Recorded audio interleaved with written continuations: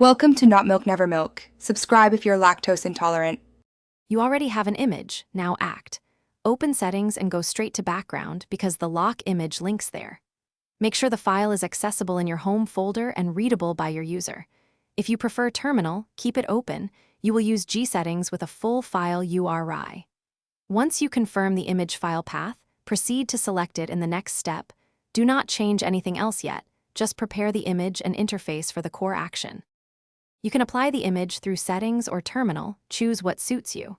In the GUI, click the Lock Screen Preview, choose Browse, then select the image and set the fit option. If you use Terminal, run gsettings set.org.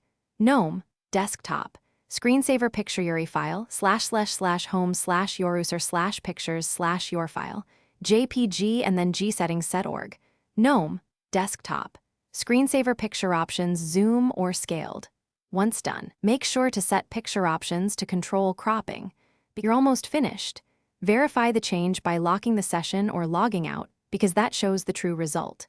If the image did not update, make sure the file path uses file, /// and that the file is readable by your user. Permissions can block GNOME from loading it.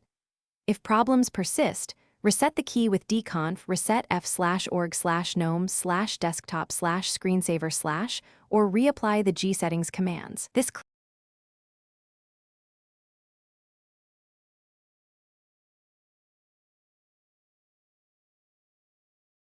Thanks for watching. If this was helpful, leave a like and consider subscribing. See you next time.